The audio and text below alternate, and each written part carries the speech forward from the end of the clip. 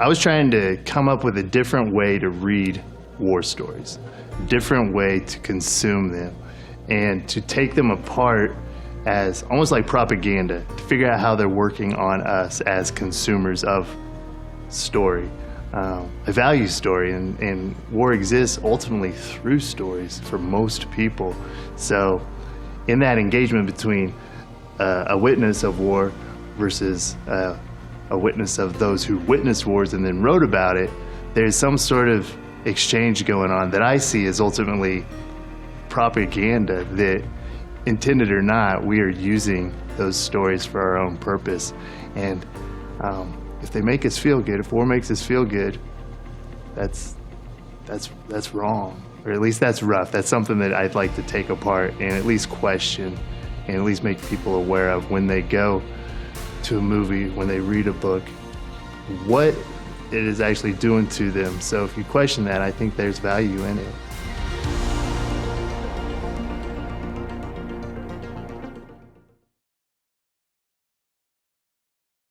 Most of the research we've done that we're getting recognized today, I say we because it's a team effort, involves using new technologies like virtual reality to address the pilot shortage in the Air Force and the Navy. We're using these pilot training next and other approaches to use virtual reality to make it shorter, to make it more effective, and to make it safer. The other arm of research that we did this year really focused on aircrew safety by using physiological monitors that can detect things like hypoxia, hypercapnia, hyperoxia in our aircrew before their performance suffers and they get in a dangerous spot.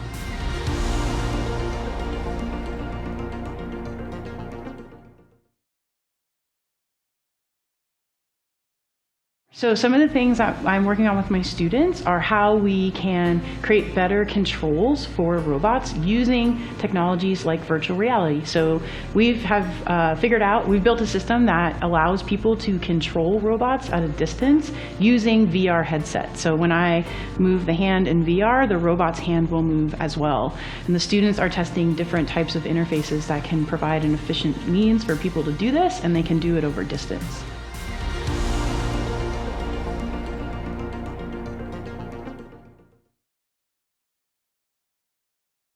My research is a little bit eclectic, so it's hard to summarize, but it all involves some type of application of electromagnetics. So it could range from antenna design. I look for size reduction techniques for making antennas smaller so they fit on aircraft.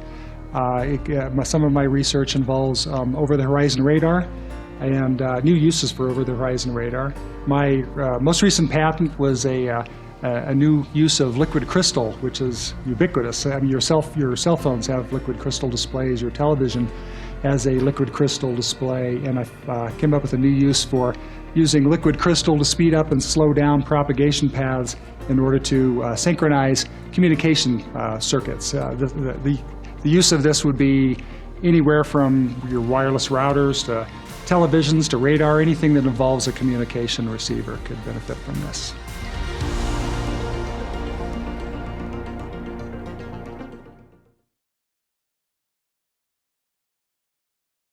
As a political science instructor in a very polarized political environment, it's sometimes difficult to initiate discussions on hot political topics.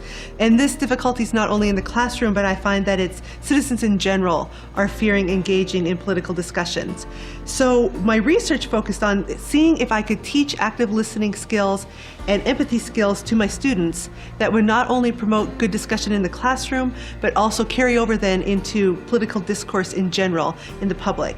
And so I was working on this for about a year, and some of my cadets caught wind of my research and decided they wanted to join in on it. So what happened is I had about 16 political science majors who came in on the experiment with me and served as instructors, as data collectors, measuring the effects in the classroom of all the research we were doing.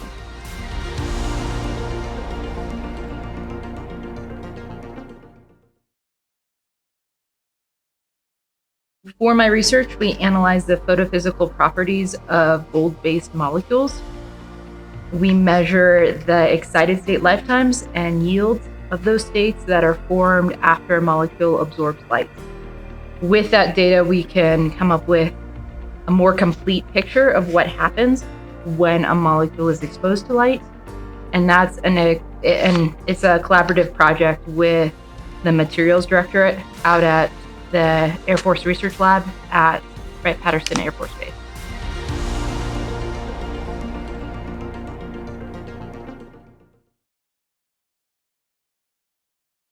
So my research over the summer has been a stepping stone for research across last semester and my capstone this semester. And what we're working on is modeling hurricane data to be able to analyze hurricanes' impact on infrastructure, specifically on small developing nations such as Puerto Rico.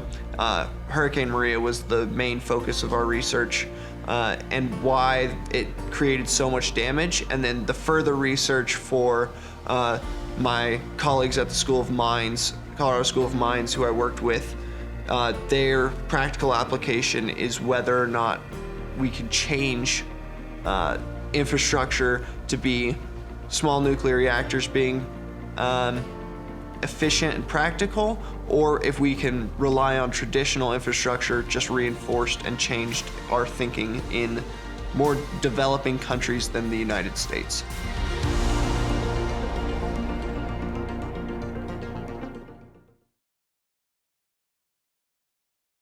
We had about 15, 20 patients that would come in, and we would actually fit them with motorized prostheses that are controlled by residual muscle activity. So we were dealing with transtibial patients, so at, halfway through your lower leg. We would fit them with the prostheses, and then we would hook up certain electrodes to on the surface so that they would pick up residual muscle activity in the leg that remained.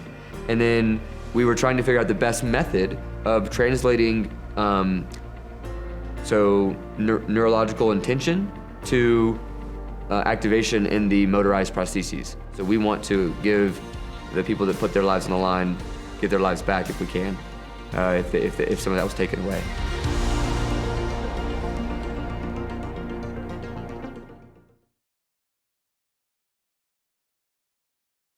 The subject of my paper was discerning the radiological threat posed by radical terrorist groups such as Hezbollah to particularly Latin America. As a historian, I'm an American historian first, but really I look into Latin America a lot to look at the problems of the United States. I researched Hezbollah's connection to radiological material and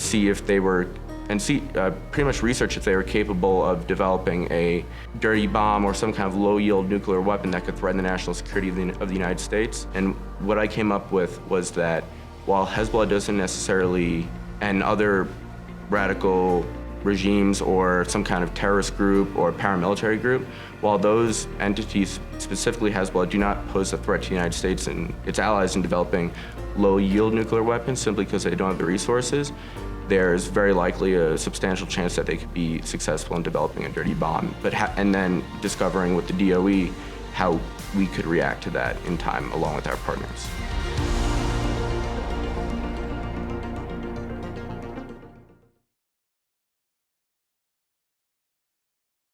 So my research was on Pulmo, which is a 3D lab-based organ system, also known as a bioreactor. And these bioreactors were created at Los Alamos National Labs and multiple other places to hopefully replace or be used in tandem with rodents in preclinical trial testing, and for the military to be able to use as countermeasure platforms for countermeasure testing for biological and chemical warfare agents. My specific work was analyzing the bioreactors for the effectiveness and trying to optimize cases in which they could be beneficial to us and cases when they're less beneficial.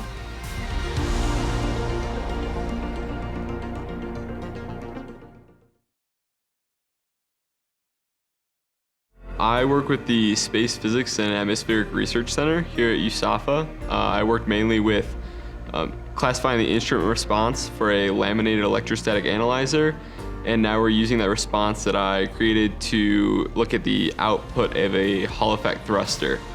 I'm also on a couple other projects with the SPARC and the Lasers and Optics Research Center.